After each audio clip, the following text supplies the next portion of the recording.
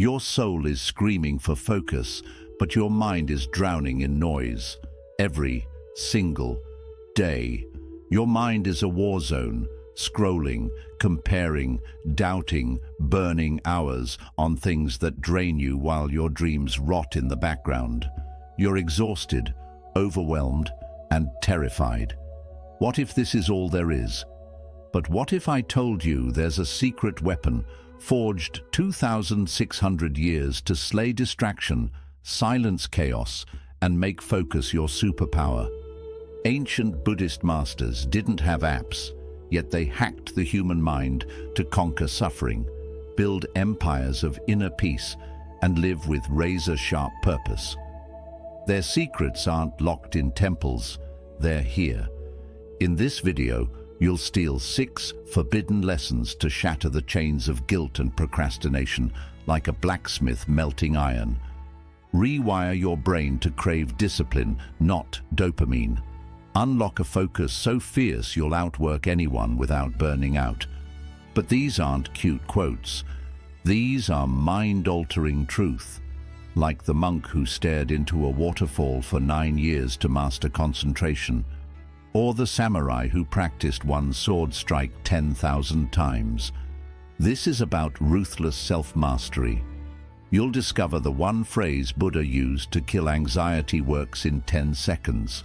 Why suffering is your greatest teacher, and how to weaponize it. A deadly ritual to purge toxic habits for good. This isn't self-help, this is self-revolution. If you're ready to stop being a prisoner of your mind and become its master, don't blink. Your future self is watching. Will you let them down? Lesson 1. The potter's wheel of karma. Life is like clay spinning on a potter's wheel, shapeless at first, but full of potential.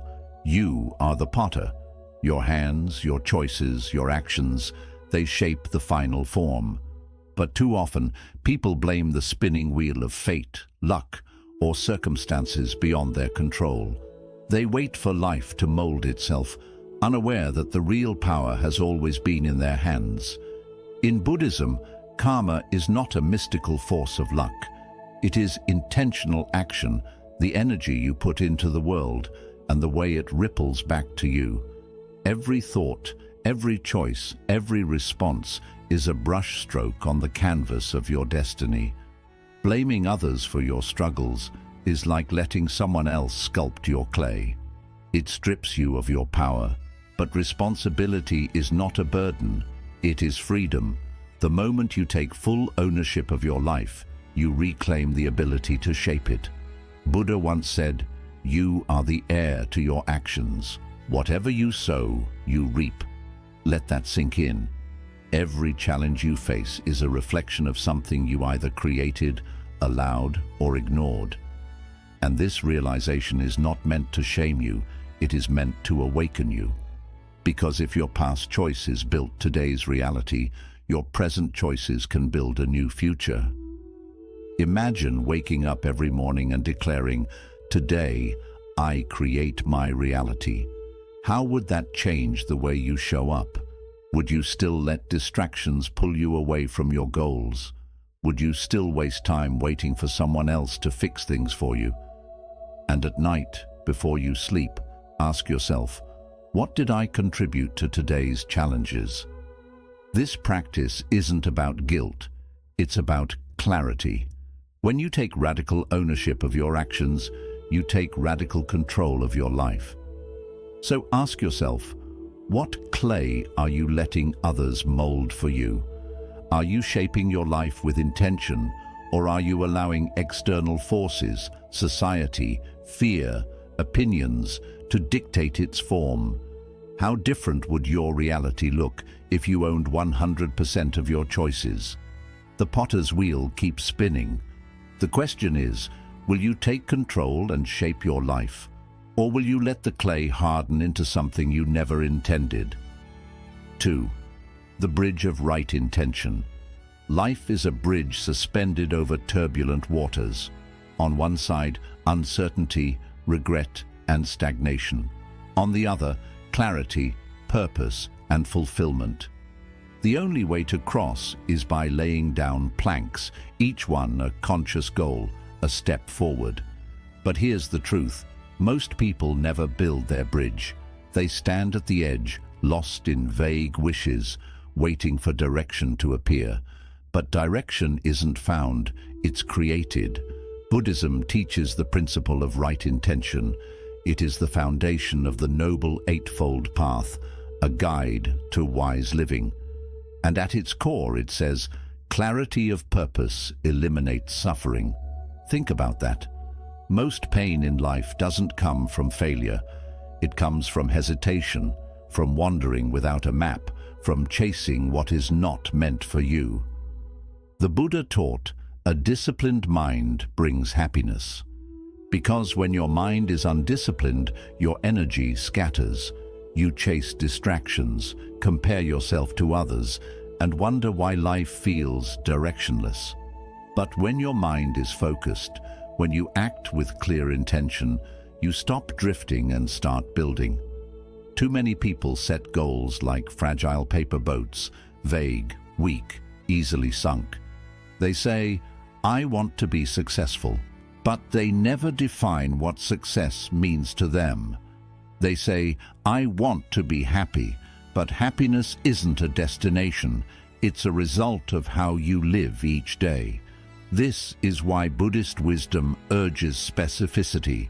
Your goals must be the planks of your bridge, not just hopes, but solid steps forward. Instead of saying, I want to be healthier, declare, I am a person who nourishes my body and mind. Instead of saying, I want to start a business, affirm, I am a mindful entrepreneur, creating with purpose. When you write your goals as I am statements, you imprint them onto your subconscious. You don't just think about change, you become the change. Now ask yourself, is your bridge built on wishes or blueprints? Are your dreams structured with clear, actionable steps, or are they just vague desires floating in your mind? Because every day you hesitate, the bridge remains unfinished, and the waters of doubt rise higher. But here's the secret. The first plank is always the hardest. The moment you define your goal with clarity, you create momentum. So what would you dare to achieve if doubt vanished? Imagine standing on the other side of the bridge, looking back at the person you are today. Would that future self thank you for the decisions you made, the planks you laid, or would they still be waiting at the edge, lost in uncertainty? Focus on your path, build with intention, and step forward with purpose, one plank at a time. 3. The forge of self-mastery. Your mind is a forge, an ancient blacksmith's workshop where raw metal is shaped into something unbreakable. But here's the truth most people ignore. Fire is required. Without heat, iron stays weak. Without effort, potential remains untapped. And without discipline, the mind stays fragile, bending to every distraction, every impulse, every fleeting doubt. You are the blacksmith of your destiny. The question is, will you forge yourself into something strong or let yourself rust?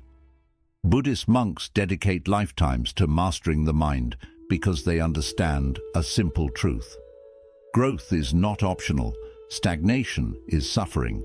This is the essence of dukkha, the dissatisfaction that arises when we resist change, avoid challenge, and remain stuck in old patterns. And yet, so many people wait for life to improve while feeding their minds nothing but distractions. They upgrade their phones, their cars, their wardrobes, but never upgrade themselves. The Buddha once said, irrigators guide water, fletchers shape arrows, the wise master themselves. Think about that. Water doesn't find its way on its own. It is guided. Arrows don't fly true by accident. They are shaped. And the mind, it doesn't reach mastery through passive existence. It must be refined, sharpened, and disciplined. You either shape your mind, or the world will shape it for you. If you're always overwhelmed, distracted, or restless, the reason is simple. Your forge is cold. you aren't feeding the fire. Social media, mindless entertainment, and endless scrolling, they steal your focus, weaken your resolve, and leave your potential untouched. But what if, instead of giving your attention to things that drain you, you redirected it towards something that builds you? Imagine replacing just 15 minutes of social media with reading one Buddhist sutra each day. That's not just knowledge, it's transformation. In a year, your mind wouldn't just be informed, it would be trained, disciplined, and sharp like a blade forged in fire. Now ask yourself, what skill would change your life if mastered? Is it resilience, focus, emotional discipline? Imagine the version of you who has conquered that skill. The clarity in their eyes, the steadiness in their heart. That version of you isn't a fantasy. They are waiting on the other side of discipline. And here's the question you need to answer today. What if your next upgrade wasn't your phone, but your mind? What if, instead of chasing temporary distractions, you invested in your self-mastery? The fire is waiting. The forge is ready. The question is, will you step into the heat? The archer's discipline. An archer does not hit the target by chance.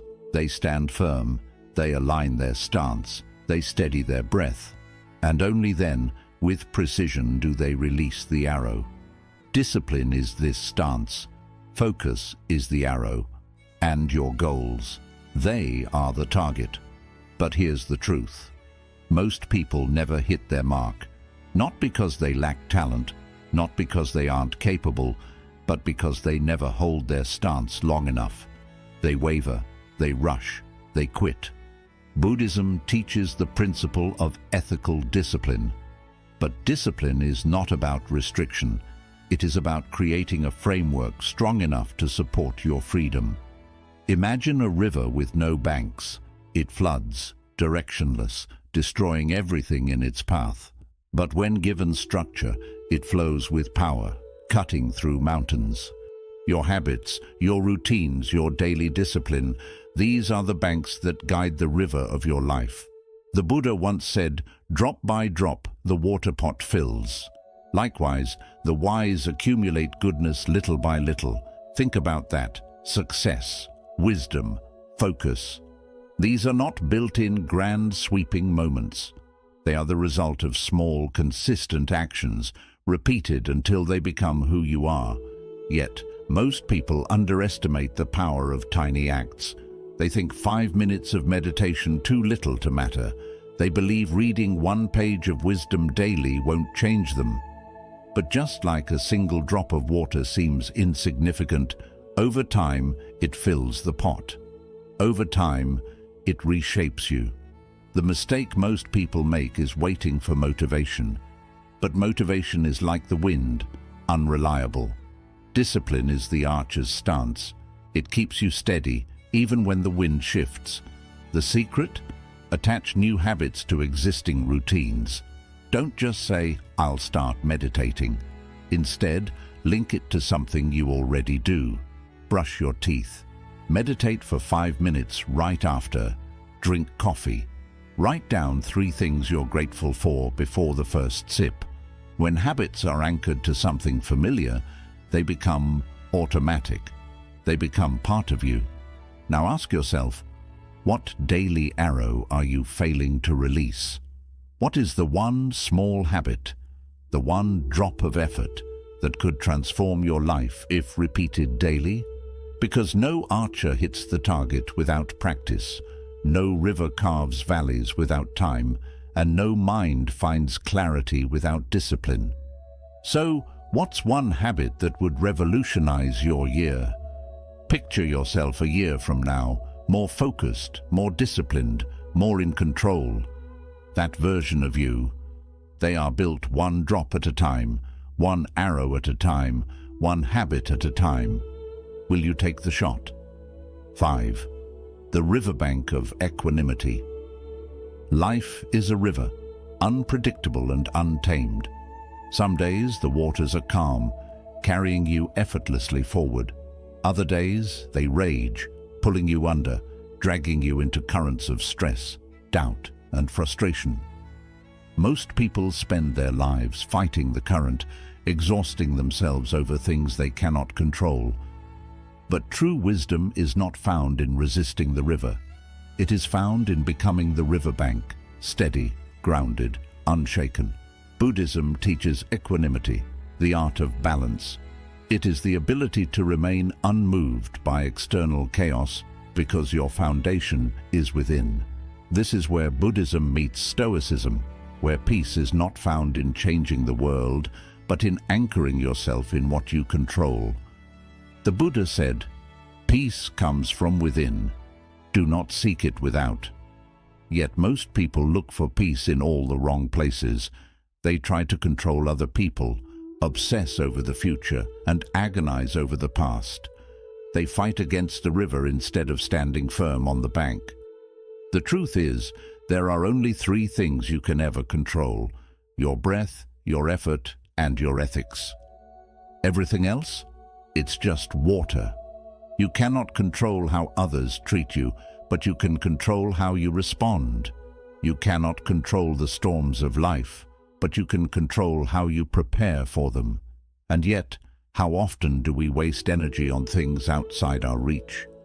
The opinions of strangers, the expectations of society, the mistakes of the past.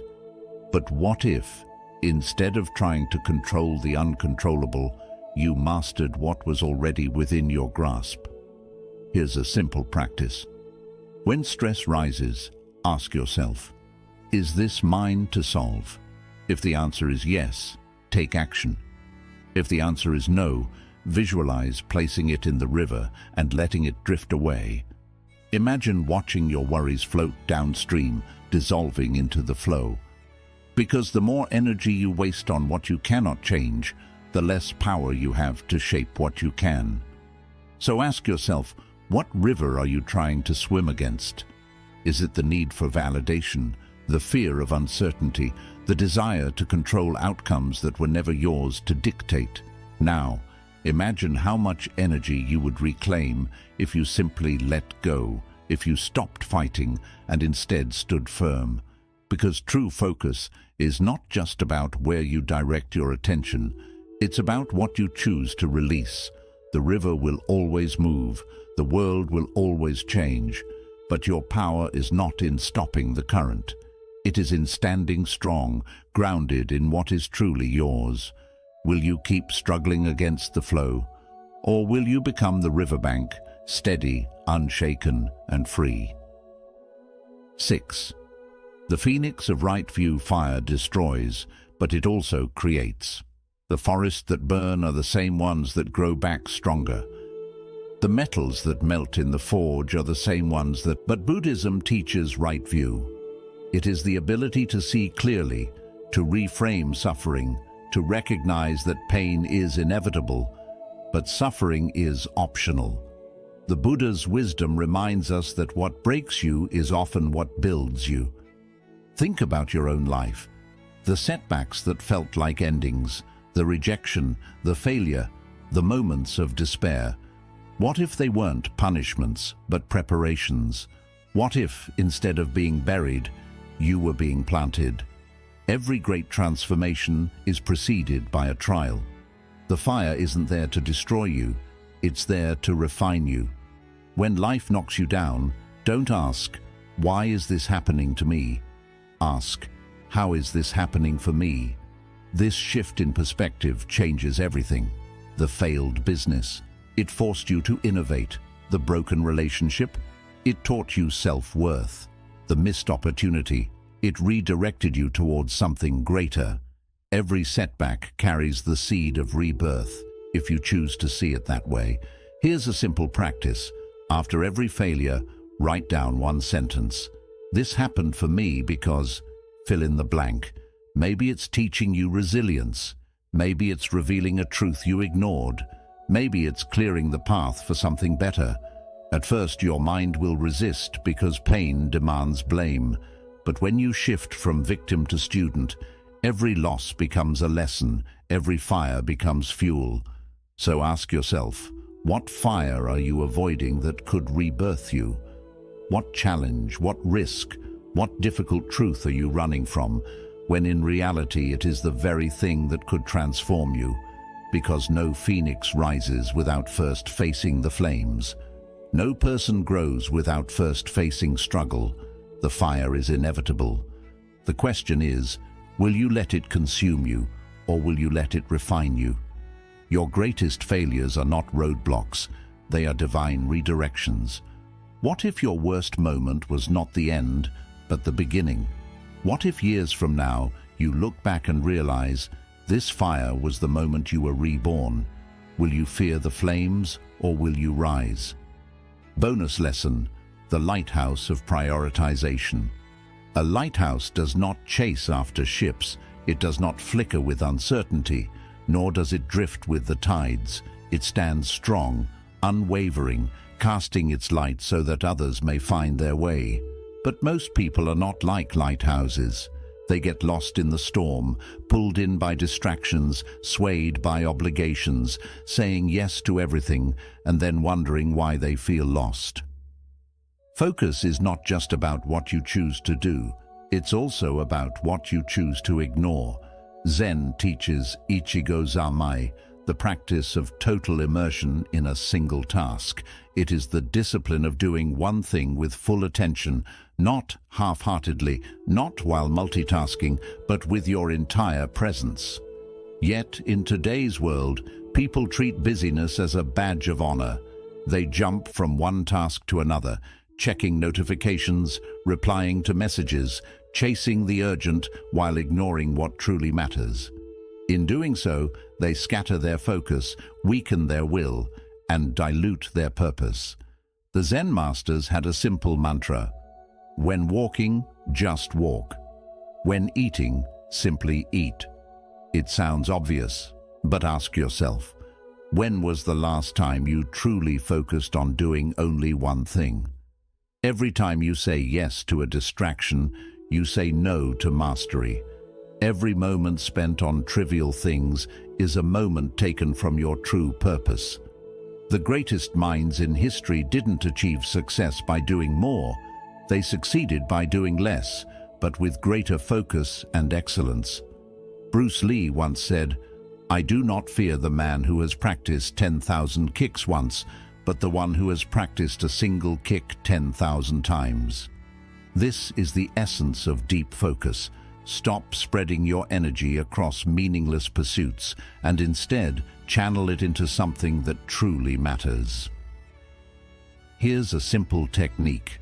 Use a distraction jar. Every time something pulls your attention away, a random thought, a notification, or the sudden urge to check emails, write it down and drop it in the jar. At the end of the day, go through the list. You'll realize that most distractions are just illusions, small ripples on the water that seemed urgent at the moment, but meant nothing in the long run. This one habit alone can sharpen your focus and help you reclaim hours of your life. Now, ask yourself, what exactly is your lighthouse guiding others toward? Are you leading with clarity, or are you drifting, lost in a storm of distractions?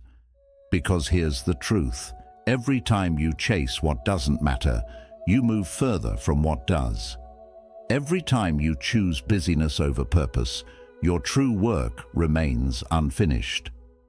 So what legacy fades each time you say yes to the insignificant?